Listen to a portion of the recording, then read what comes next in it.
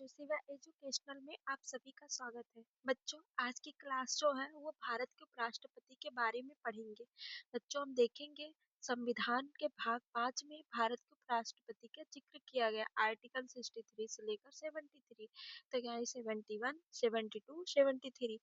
और ये जो भारत के उपराष्ट्रपति अमेरिका की परछाई है आर्टिकल 63 में जिक्र किया गया है। आर्टिकल 63 संविधान का सबसे छोटा लेकिन सबसे भारी आर्टिकल है। इसमें आर्टिकल 63 में कहा गया है कि भारत का एक उपराष्ट्रपति होगा। मतलब यह पद भारत में अनिवार्य है।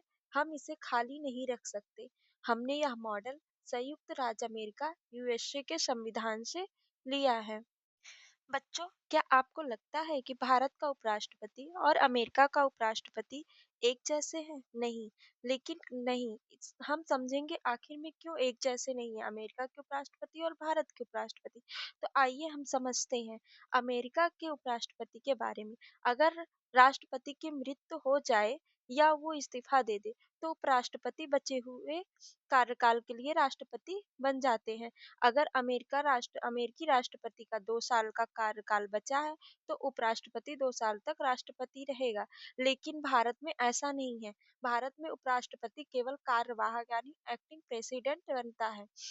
वो सिर्फ एक स्टेपनी टायर की तरह होता है। जैसे कि गाड़ी पंचर हुई तो स्टेपनी लगाई, गैरेज तक गए, नया टायर यानी नया राष्ट्रपति आया तो फिर इसके बाद लगवाया, और मतलब नए राष्ट्रपति आए तो नया स्टेपनी लगवाया गया और स्टेपनी वापस अपनी जगह यानी राज्यसभा में फिर वो चला जाता है। बच्चों, हम अमेरिका के उपराष्ट्रपति और भारत के उपराष्ट्रपति के तुलना करेंगे। अमेरिका के उपराष्ट्रपति राष्ट्रपति का पद रिक्त होने पर शेष कार्यकाल के लिए राष्ट्रपति बन जाता है।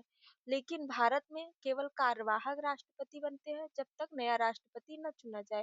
दूसरा, चुनाव के बारे में, जैसे अमेरिका के उपराष्ट्रपति में क्या है, कोई चुनाव नहीं होता और ये प्रेसिडेंट ही वाइस प्रेसिडेंट बन जाते हैं। नए राष्ट्रपति का चुनाव 6 महीने के भीतर करवाना अनिवार्य होता है, ऐसा हमारे भारत में है। सीनेट के अध्यक्ष होते हैं, लेकिन ये राज्यसभा के पदेन सभापति होते हैं भारत में। इसमें 2 बार की सीमा है पुनर्निर्वाचन के लिए लेकिन भारत में ऐसी कोई सीमा नहीं है। बच्चों, डॉक्टर भीमराव अंबेडकर ने संविधान सभा में साफ कहा था कि हमने अमेरिकी मॉडल लिया जरूर है, लेकिन हमने उसे भारतीय संसदीय प्रणाली के अनुसार ढाला है। यानी उन्होंने वाइस प्रेसिडेंट को कहा कि हिज सुपरफ्लूशियस हाइनेस कहा था उन्होंने, यानी एक ऐसा पद जिसका सम्मान तो बहुत है लेकिन काम बहुत कम। सामान्य दिनों में उनका मुख्य काम उपराष्ट्रपति की नहीं बल्कि राज्यसभा के सभापति का होता है। बच्चों, और यही हमें ले जाता है अगले आर्टिकल की ओर। हम देखेंगे आर्टिकल 64 जो कुर्सी के विरोधाभास के बारे में बात करती है। उपराष्ट्रपति रोजी रोटी यानी the vice president shall be ex officio chairman of the council of state, यानी उपराष्ट्रपति राज्यसभा का पदेन सभापति होगा। ये आर्टिकल 64 में कहा गया है। हम समझेंगे एक्स ऑफिशियो का मतलब क्या होता है, पदेन शब्द का मतलब क्या होता है। मान लो आप तुम एक बिस्किट का पैकेट खरीदती हो, इसके बाद दुकानदार तुम्हें एक टॉफी फ्री देता है। तुमने पैसे बिस्किट के लिए दिए लेकिन टॉफी जो तुम्हें मिला है वो, क्योंकि तुम्हें वो फ्री मिला है और इसलिए मिला है क्योंकि तुम बिस्किट की ग्राहक हो। यानी वैसे ही जो भी व्यक्ति भारत का उपराष्ट्रपति चुना जाएगा उसे राज्यसभा के चेयरमैन की कुर्सी फ्री में मिल जाएगी। उसे चेयरमैन बनने के लिए अलग से चुनाव नहीं लड़ना पड़ेगा। बच्चों, आगे हम देखेंगे उपराष्ट्रपति की दोहरी भूमिका। एक पद दो टोपियां, इसका मतलब उनके पास 2 पद है। यानी पद एक ही है, टोपियां 2 हैं। और नियम यह है कि वो एक बार में एक ही टोपी पहन सकते हैं। यानी जब वो राज्यसभा के चेयरमैन के रूप में काम करते हैं तो वो राष्ट्रपति के कर्तव्यों का पालन नहीं करते। और जब वो आर्टिकल 65 के तहत कार्यवाहक राष्ट्रपति बनते हैं तो वो राज्यसभा के चेयरमैन नहीं रहते हैं।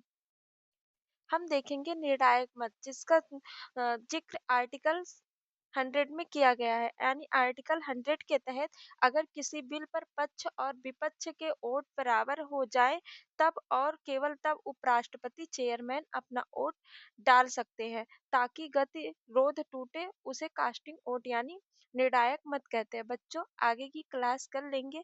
यह जो है 2 पार्ट में कवर किए हैं ताकि आप लोग को पढ़ने में कोई दिक्कत ना हो। आज की क्लास यहीं तक। धन्यवाद।